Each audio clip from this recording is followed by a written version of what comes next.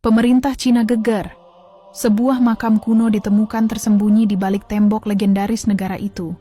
Tapi yang bikin dunia tercengang, makam ini diduga milik seorang nabi yang tak tercatat dalam kitab suci manapun. Siapa dia sebenarnya? Dan mengapa jasadnya berada di wilayah yang tak pernah dikenal sebagai tanah kenabian? Tahun 2025 mencatat sebuah peristiwa yang mengguncang Cina, bahkan dunia. Semua berawal dari sebuah kejadian tak terduga. Sebagian dari tembok besar Cina runtuh karena longsor besar yang melanda wilayah utara Provinsi Hebei. Pemerintah setempat awalnya menganggap peristiwa ini hanya sebagai bencana alam biasa.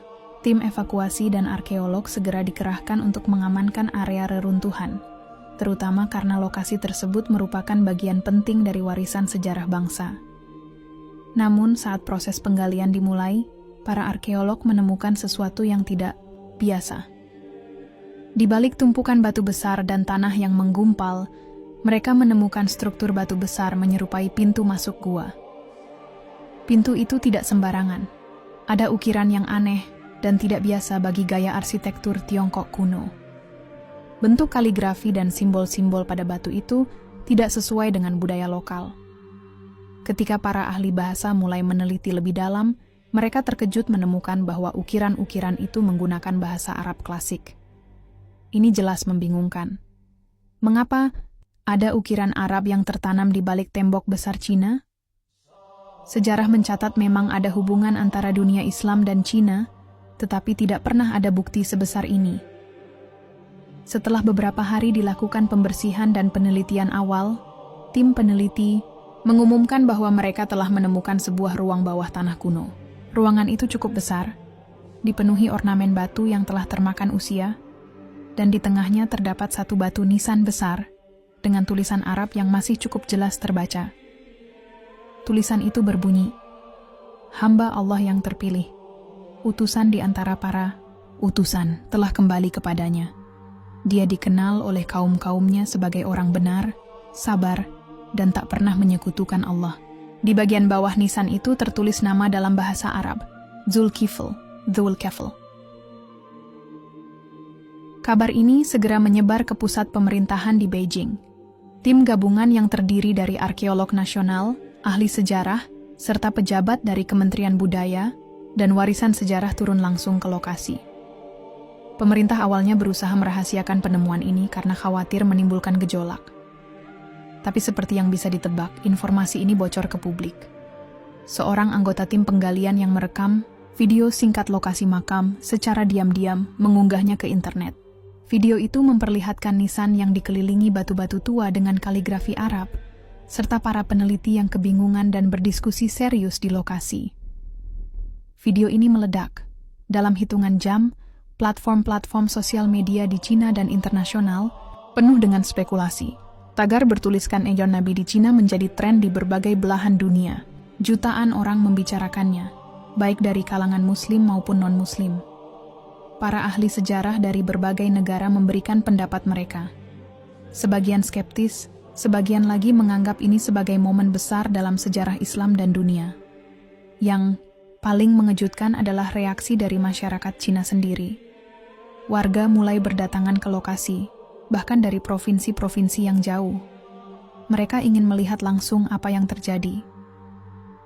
Banyak dari mereka bukan muslim, tapi rasa penasaran membawa mereka ke sana. Beberapa bahkan mengatakan bahwa mereka merinding ketika berdiri di depan makam itu. Ada yang mengaku merasa damai, ada pula yang mengaku seperti dipanggil oleh sesuatu yang tidak bisa dijelaskan. Di sisi lain, komunitas muslim di Cina yang selama ini hidup di bawah tekanan, merasa tersentuh dan sekaligus terlindungi. Penemuan ini menjadi penguat bagi mereka bahwa ajaran yang mereka imani memiliki jejak sejarah yang dalam bahkan di tanah yang begitu jauh dari pusat dunia Islam. Dalam hitungan minggu, ribuan umat muslim dari berbagai negara pun mulai berdatangan. Pemerintah Cina akhirnya tak bisa menutupi informasi ini lebih lama. Mereka mengadakan konferensi pers dan secara resmi mengakui bahwa mereka menemukan sebuah makam yang sangat tua dengan ciri khas budaya Islam. Mereka belum menyatakan dengan pasti bahwa itu adalah makam seorang nabi. tetapi menyebutnya sebagai makam tokoh suci dari Timur Tengah, yang diduga datang ke Cina pada masa sangat awal. Namun di kalangan umat Islam, tidak butuh waktu lama untuk menghubungkan nama Zulkifl yang tertulis di batu nisan dengan Nabi Zulkifl, salah satu nabi yang disebut dalam Al-Quran. Sebagian ulama dari Timur Tengah, Turki dan Indonesia pun menyatakan bahwa kemungkinan besar ini memang makam beliau. Apalagi sejarah mencatat bahwa Nabi Zulkifl dikenal sebagai nabi yang sangat sabar.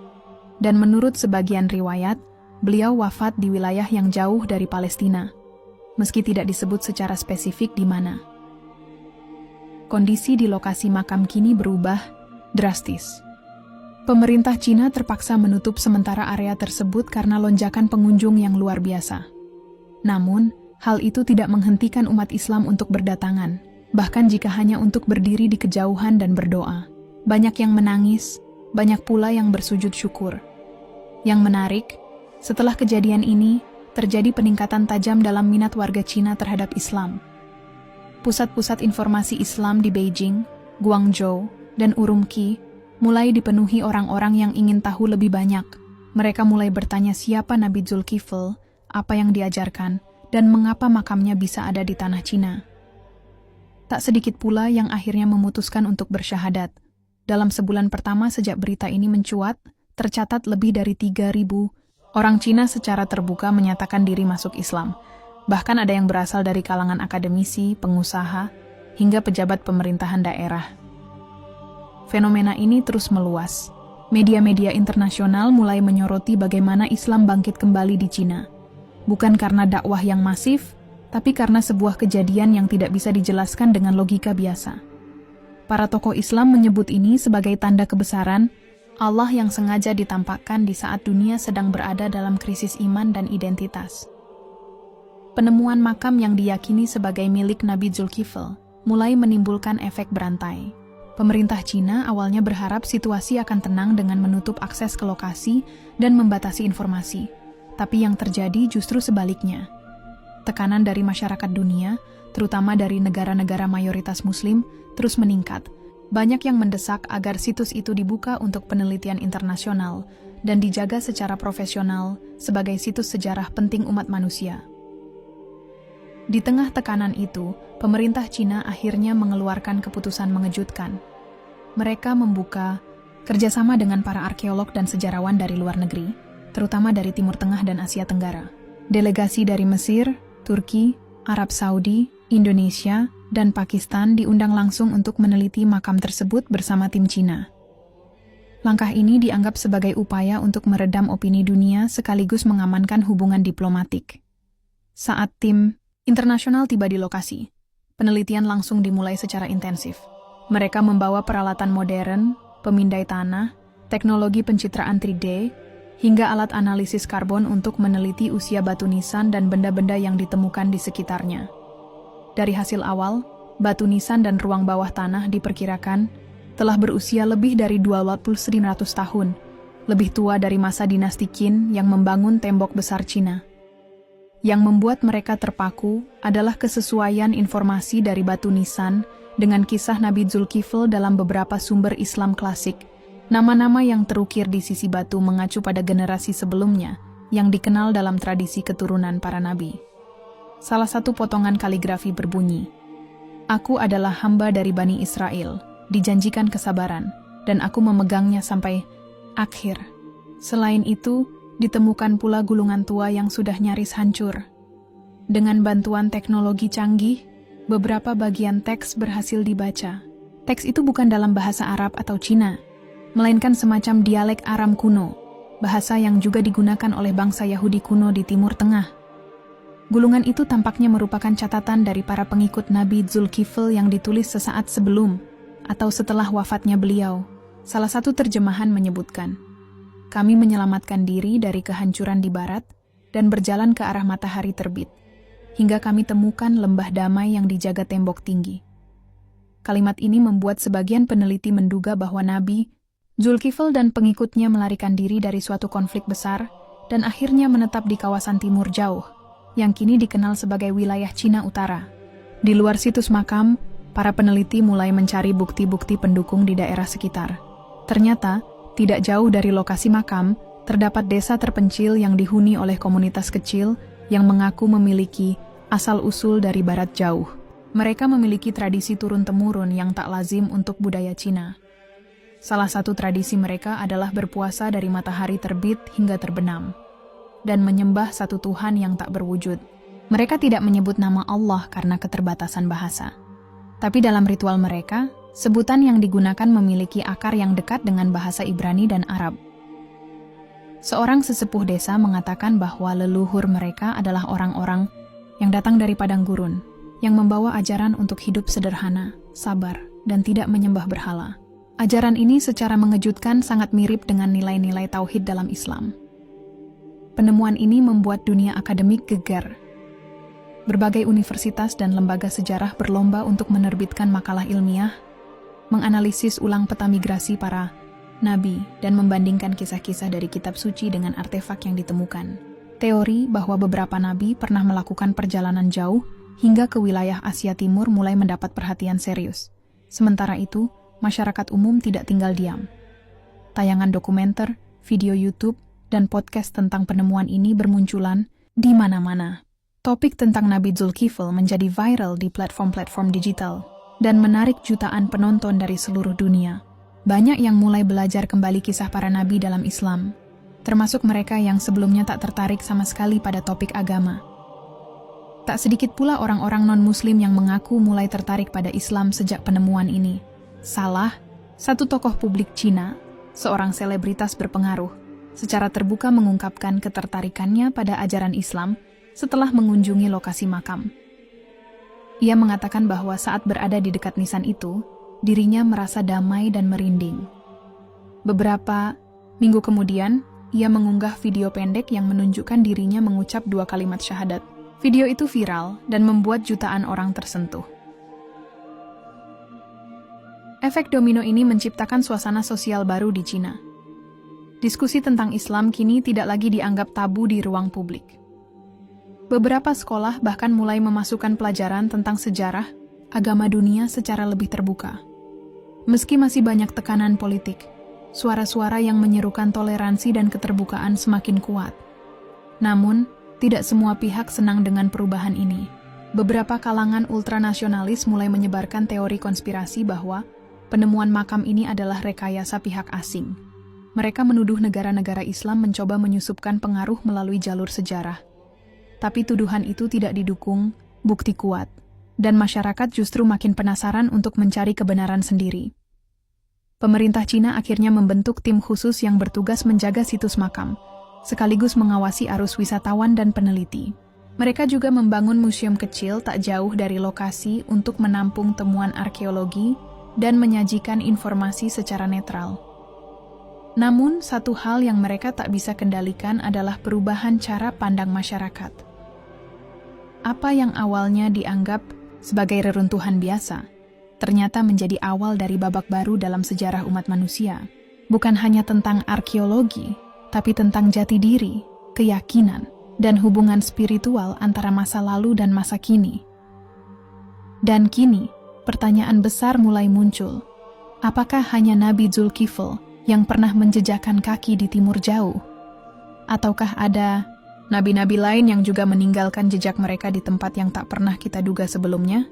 Setelah makam yang diduga milik Nabi Zulkifl ditemukan, tim peneliti gabungan dari berbagai negara mulai memfokuskan riset ke satu pertanyaan besar.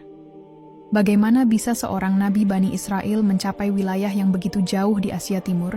Tidak. Ada catatan sejarah resmi dari peradaban Cina kuno yang menyebut secara langsung tentang kedatangan bangsa asing yang membawa ajaran monoteisme. Namun, beberapa artefak kuno dan catatan lokal yang sebelumnya diabaikan kini mulai diperiksa kembali. Salah satu ahli sejarah dari Turki, Dr. Ayhan Selçuk, mengangkat temuan menarik dari dinasti kuno bernama Zhao. Dalam salah satu naskah kuno, yang disimpan di perpustakaan rahasia di Chengdu, tercatat cerita tentang orang bijak dari arah barat yang tinggal di balik tembok dan mengajarkan kesabaran kepada rakyat miskin. Tulisan itu tidak menyebut nama, tapi karakteristik dan waktunya sangat cocok dengan periode yang diperkirakan sebagai masa hidup Nabi Zulkifl. Dr. Ayhan bahkan menunjukkan bahwa dalam cerita tersebut, sang bijak tinggal di lembah tenang, bersama sekelompok kecil pengikut, dan dikenal suka beribadah di malam hari dan menghindari kekerasan. Sementara itu, tim peneliti dari Indonesia, dipimpin oleh Profesor Lutfi Adnan, menemukan kemiripan pola migrasi dengan kisah penyebaran ajaran Islam yang dilakukan para wali.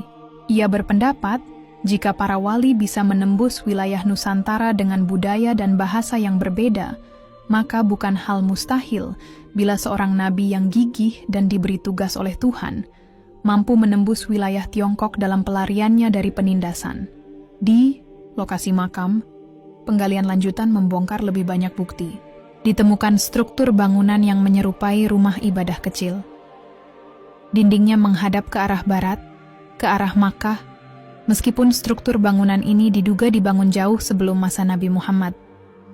Di dalam bangunan itu, terdapat ukiran simbolik berbentuk telapak tangan menghadap ke atas. Dalam banyak budaya Semitik, ini merupakan lambang penyerahan diri kepada Tuhan. Yang paling menarik adalah temuan sebuah batu pipih bertuliskan aksara campuran. Di tengahnya tertulis dalam huruf mirip Ibrani. Dia tidak pernah marah dan tidak pernah mengkhianati janjinya kepada Tuhan. Para ahli meyakini ini merujuk pada sifat Nabi Zulkifl, yang dikenal sebagai sosok sabar dan setia pada janji, seperti disebut dalam Al-Quran. Sementara itu, suasana di Cina mulai berubah. Masyarakat lokal, khususnya di wilayah sekitar situs, mulai tertarik mempelajari Islam secara serius. Beberapa komunitas lokal yang sebelumnya menganggap makam tersebut hanya situs sejarah biasa, kini mulai menjaganya dengan lebih hormat. Mereka membersihkan area sekitar, membuat jalur jalan yang aman, dan bahkan mendirikan pusat informasi kecil untuk wisatawan. Pemerintah Cina yang awalnya ragu, mulai menyadari bahwa mereka tidak bisa terus bersikap defensif. Terlalu banyak perhatian internasional tertuju pada temuan ini. Selain itu, jumlah wisatawan yang datang ke daerah tersebut meningkat tajam. Hotel dan restoran mendadak penuh, ekonomi lokal tumbuh pesat, dan pemerintah mulai melihat ini sebagai peluang pariwisata religius yang potensial. Namun, ada juga pihak-pihak yang merasa terancam. Beberapa kalangan akademik di Cina mempertanyakan kebenaran temuan ini dan mengklaim bahwa penelitian terlalu bias secara religius. Mereka mendesak agar dilakukan kajian ulang dengan pendekatan yang lebih netral. Namun, setiap kali upaya itu dilakukan, bukti-bukti baru justru menguatkan kemungkinan bahwa makam itu memang milik seorang tokoh besar dari wilayah barat. Di luar Cina, dunia Islam bereaksi dengan penuh semangat. Di berbagai masjid dan sekolah, Islam, kisah Nabi Zulkifl, kembali diajarkan dengan semangat baru. Banyak ustaz dan guru agama mengaitkan temuan ini sebagai penguat iman dan bukti bahwa sejarah para nabi sangat luas, bahkan mungkin belum sepenuhnya terungkap. Salah satu reaksi paling menyentuh datang dari Yaman. Seorang ulama tua bernama Syekh Maqdisi menyampaikan khutbah Jumat di hadapan ribuan jamaah. Dalam khutbahnya, ia berkata, "Jika Zulkifl benar sampai ke ujung dunia timur, maka kita umat Islam pun harus yakin bahwa dakwah dan cahaya kebenaran itu tidak mengenal batas wilayah. Ini adalah pengingat bahwa para nabi adalah teladan global, bukan hanya milik satu bangsa atau satu tempat." Beberapa negara Muslim bahkan mulai menjalin kerjasama resmi dengan Cina untuk mengembangkan situs tersebut sebagai pusat penelitian peradaban Islam awal. Universitas Al-Azhar dari Mesir mengirimkan tim khusus yang fokus pada kajian naskah kuno, sementara Universitas Islam Madinah membuka program pertukaran pelajar dengan kampus-kampus di Beijing dan Xi'an. Di balik semua kegembiraan ini, muncul pertanyaan penting dari sebagian umat Islam. Jika ini benar-benar makam seorang nabi, bagaimana kita seharusnya bersikap? Apakah boleh dikunjungi layaknya wisata? Apakah tidak khawatir malah jatuh ke dalam pengagungan berlebihan? Pertanyaan-pertanyaan ini memicu diskusi serius di kalangan ulama. Mayoritas sepakat bahwa jika dilakukan dengan niat mempelajari sejarah dan memperkuat iman, kunjungan ke makam seperti itu sah-sah saja. Tapi mereka juga mengingatkan agar umat Islam tidak terjebak dalam ritual yang menyimpang dari ajaran Islam, seperti memohon-mohon atau meminta keberkahan dari makam. Beberapa ulama bahkan melihat ini sebagai tanda-tanda zaman. Bukan dalam arti kiamat sudah dekat, tapi lebih kepada kebangkitan semangat umat Islam untuk menelusuri kembali akar sejarah mereka. Selama ini, banyak yang terlalu fokus pada masa kekhalifahan dan mengabaikan kisah para nabi yang menyebar ke berbagai wilayah bumi. Tak lama setelah itu, pemerintah Cina menyelenggarakan simposium internasional bertema Jejak Peradaban Monoteis di Timur Jauh. Dalam acara tersebut, tokoh-tokoh dari berbagai agama diundang untuk berdialog, saling bertukar pandangan, dan membahas pentingnya toleransi antar budaya. Simposium itu menjadi bukti bahwa dari sebuah makam kuno yang nyaris terlupakan, dunia bisa diajak duduk bersama dan mencari titik temu. Malam itu, langit di sekitar makam tampak tenang.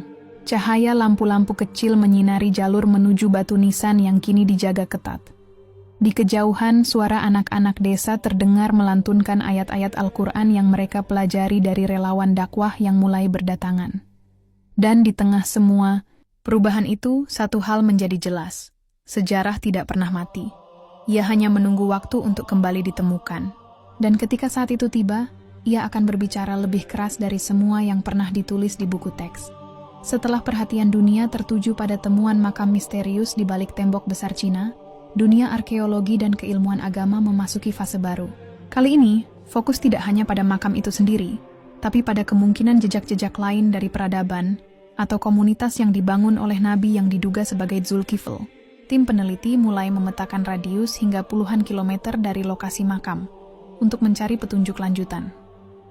Di sebuah desa kecil yang terletak di selatan lokasi makam, penduduk lokal menunjukkan kepada tim peneliti sebuah gua yang sejak ratusan tahun lalu dianggap tempat suci. Tidak ada yang tahu pasti siapa yang pertama kali tinggal di sana.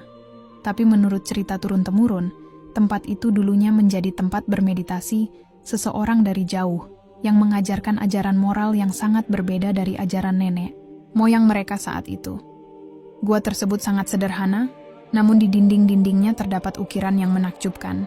Bukan seni Tiongkok kuno, melainkan pola-pola khas Timur Tengah. Pohon kurma, gambar unta, dan simbol bintang berujung 5 yang sering dijumpai dalam artefak Islam awal. Di tengah gua, terdapat batu besar yang terlihat seperti tempat duduk atau tempat sholat. Arah duduknya pun menghadap ke barat. Ketika peneliti membawa alat pemindai tanah dan mendeteksi lapisan-lapisan yang tersembunyi di bawah gua, mereka menemukan sisa-sisa kayu hangus, tulang binatang kurban, dan pecahan tembikar yang mengandung sisa zaitun. Semua ini menguatkan dugaan bahwa gua itu memang digunakan oleh seseorang yang berasal dari kawasan barat. Tim peneliti asal Maroko yang dipimpin oleh Dr. Yasmina Khodari menyebutkan, ini sangat jarang terjadi. Kita tidak pernah menemukan bukti bahwa peradaban Timur Tengah kuno pernah mencapai sejauh ini. Tapi semua bukti ini benar-benar membuka pandangan baru. Sementara itu, pemerintah Cina mulai membentuk badan khusus untuk mengatur semua penelitian dan pengelolaan situs makam. Mereka menyadari bahwa semakin dalam penggalian dilakukan, semakin banyak keterlibatan internasional yang akan terjadi. Maka, koordinasi dengan UNESCO dan organisasi-organisasi Islam dunia mulai dilakukan. Protokol ziarah, perlindungan situs, dan pengaturan kunjungan mulai dibahas secara serius. Media dunia juga tak henti-hentinya memberitakan perkembangan ini. Di banyak stasiun televisi Timur Tengah, kisah Nabi Zulkifl yang sebelumnya tidak terlalu dikenal kini menjadi sorotan utama. Ceramah-ceramah para ulama besar mulai mengangkat kisah ini sebagai contoh perjuangan Nabi yang tak dikenal banyak orang, namun memiliki peran besar. Ustaz Abdul Muiz dari Indonesia mengatakan dalam siaran televisi nasional, temuan ini bukan hanya tentang sejarah, tapi juga tentang semangat.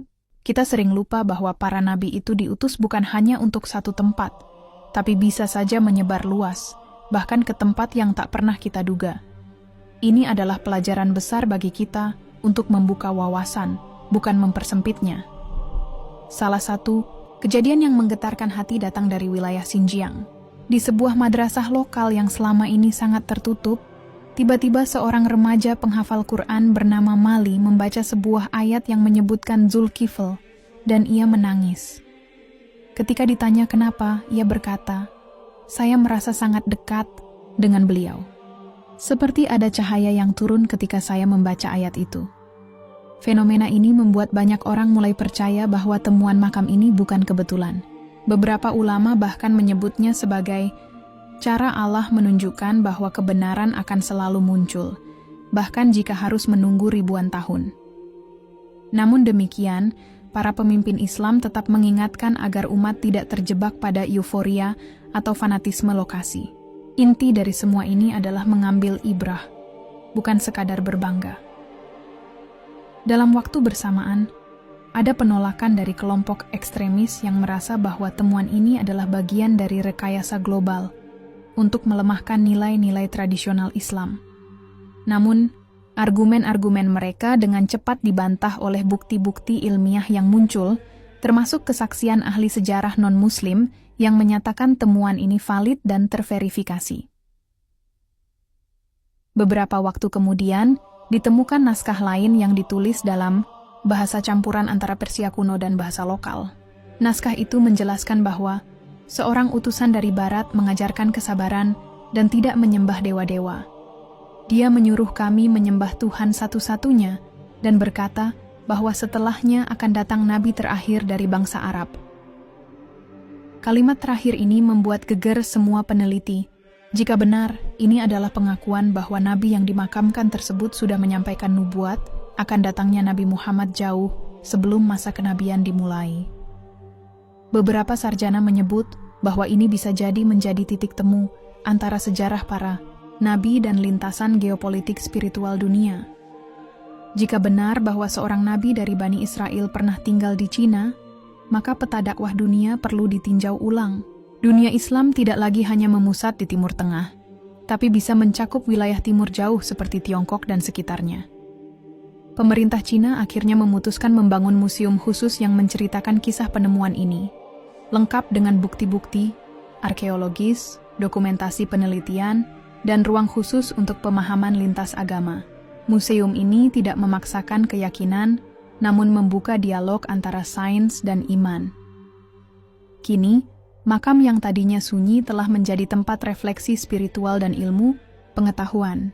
Ribuan orang datang bukan hanya untuk melihat batu nisan, tapi untuk merenung tentang sejarah yang terkubur begitu lama. Dan dari balik tanah yang diam, dunia akhirnya mulai mendengar kembali suara seorang nabi yang selama ini dilupakan. Suara tentang kesabaran, keikhlasan, dan janji kepada Tuhan yang tak pernah ia langgar. Pasca dibukanya museum khusus dan meningkatnya perhatian internasional terhadap makam yang diyakini sebagai makam seorang nabi, pemerintah Cina mengundang berbagai tokoh lintas agama, sejarawan, dan arkeolog ternama dari berbagai negara untuk menghadiri sebuah simposium terbuka di Beijing. Tujuannya bukan sekadar memamerkan temuan, tapi mempertemukan berbagai perspektif dalam semangat kolaborasi keilmuan dan pemahaman antar budaya. Di antara para undangan, hadir pula Dr. Hasan Al-Baidawi dari Mesir, seorang pakar tafsir yang sudah menulis puluhan buku tentang sejarah para nabi dalam Al-Quran. Ia hadir bersama timnya yang terdiri dari ahli filologi, antropolog, dan ilmuwan teknologi pemetaan digital. Ketika diperlihatkan rekaman visual, artefak dari gua, serta naskah kuno yang baru-baru ini berhasil diterjemahkan sebagian, Dr. Hasan terlihat sangat terharu. Jika ini benar-benar peninggalan dari Nabi Zulkifl, maka ini salah satu penemuan paling penting dalam sejarah Islam modern, katanya. Simposium itu tidak hanya menampilkan presentasi, tetapi juga menjadi ruang diskusi terbuka. Ada debat panjang soal metodologi penelitian, keabsahan data, hingga nilai-nilai universal dari pesan yang disampaikan oleh Nabi tersebut. Yang menarik, sebagian besar peserta non-Muslim tidak mempersoalkan identitas kenabian, tapi justru fokus pada nilai-nilai ajarannya yang mengajarkan kesabaran, keadilan, dan tauhid. Seorang profesor asal Jerman, Dr. Ulrich Meyer, yang ahli dalam sejarah Timur Jauh, menyampaikan pendapat mengejutkan. Ia berkata, jika Cina benar-benar pernah menjadi tempat tinggal seorang nabi dari Timur Tengah, maka banyak hal dalam sejarah lokal yang harus ditafsir ulang. Bisa jadi beberapa aspek moral dalam budaya Cina kuno sebenarnya adalah pengaruh dari ajaran monoteisme yang tidak tercatat secara resmi. Pernyataan ini langsung memicu perhatian publik. banyak orang mulai menggali kembali kisah-kisah rakyat yang selama ini dianggap mitos. Salah satunya adalah legenda tentang seorang lelaki asing yang menolak menyembah langit dan dewa-dewa, yang hidup sederhana dan mengajarkan agar manusia hanya menyembah satu Tuhan. Kisah ini sering disebut-sebut dalam literatur kuno di beberapa wilayah Cina, namun selalu dianggap fiksi atau cerita rakyat biasa. Bahkan, ada naskah kuno di perpustakaan kuno Dunhuang yang menceritakan tentang seorang bijak berjubah coklat dari barat yang datang dan mengajarkan puasa, kejujuran, dan tidak menyembah berhala. Para ahli bahasa mengaitkan deskripsi itu dengan karakteristik nabi-nabi dari Bani Israel, termasuk Zulkifl. Sementara itu, di luar forum ilmiah, suasana spiritual juga mulai terasa di kalangan masyarakat. Banyak warga Cina, baik muslim maupun non-muslim, mulai datang ke wilayah makam hanya untuk duduk tenang, merenung, dan membaca ulang kisah-kisah para nabi. Mereka tidak datang untuk beribadah, tapi untuk mencari kedamaian batin. Fenomena ini menciptakan arus wisata religi yang tidak pernah terjadi sebelumnya di negara itu. Di satu sisi, pemerintah Cina menghadapi tantangan. Mereka harus menjaga keseimbangan antara mengelola situs bersejarah dengan sensitivitas agama, menjaga keamanan, dan tetap menghormati ideologi negara. Namun, seiring waktu, pendekatan mereka mulai melunak. Bahkan, dalam sebuah pernyataan resmi, seorang juru bicara Kementerian Budaya menyatakan, "Kami tidak melihat ini sebagai promosi agama, tapi sebagai bagian dari warisan sejarah umat manusia yang layak dihormati." Tak lama setelah itu, sebuah lembaga riset internasional melakukan penggalian tambahan di sisi timur makam. Di sana, mereka menemukan artefak yang diyakini sebagai milik para pengikut Nabi tersebut. Ada catatan dalam batu yang berbunyi, "Kami datang bersamanya dari negeri jauh. Ia tidak pernah marah, tidak pernah lalai, dan selalu menepati janji. Ia mengajarkan kami bersabar dan berserah diri kepada Tuhan yang satu." Tulisan ini semakin memperkuat argumen bahwa Nabi tersebut tidak datang sendiri. Ia mungkin membawa sekelompok kecil pengikut dari wilayah asalnya. Mereka bisa jadi adalah pelarian, pengembara, atau utusan rahasia yang diutus Tuhan ke bagian dunia yang belum tersentuh ajaran Tauhid. Para arkeolog dan sejarawan menyebut mereka sebagai komunitas Zulkifl. Pada saat yang sama, beberapa peneliti Muslim mulai mengaitkan peristiwa ini dengan tafsir-tafsir klasik. Dalam kitab-kitab tafsir lama, memang ada catatan bahwa Zulkifl hidup di luar wilayah Bani Israel pada satu fase hidupnya. Ada pula tafsir yang menyebut ia berhijrah ke negeri yang jauh dari Syam. Namun karena kurang data sejarah, tafsir itu tidak terlalu diangkat. Kini, temuan ini memberi dukungan nyata bahwa kemungkinan hijrah itu memang benar-benar terjadi, dan tempat tujuannya adalah wilayah Tiongkok. Tidak sedikit pula yang mulai menyusun penelitian lanjutan untuk menggali kemungkinan adanya pengaruh ajaran Zulkifl terhadap pemikiran Konfusius atau filsafat Taoisme awal. Walaupun belum ada kesimpulan pasti, tetapi banyak konsep seperti keadilan, pengendalian diri, dan etika hidup sederhana yang terasa selaras. Di hari terakhir simposium, seluruh peserta diajak mengunjungi langsung situs makam. Mereka diminta mengenakan pakaian khusus, menjaga kesopanan, dan tidak mengangkat suara.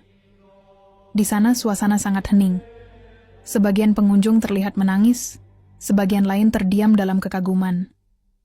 Bahkan yang bukan muslim pun mengaku merasakan semacam kehadiran spiritual yang kuat di tempat itu. Dalam perjalanan kembali, Dr. Hasan menulis dalam catatannya, "Ini bukan hanya perjalanan ke makam seorang nabi. Ini perjalanan menelusuri sisi lain dari sejarah manusia yang selama ini kita abaikan. Ternyata, wahyu bisa saja turun di tempat yang tidak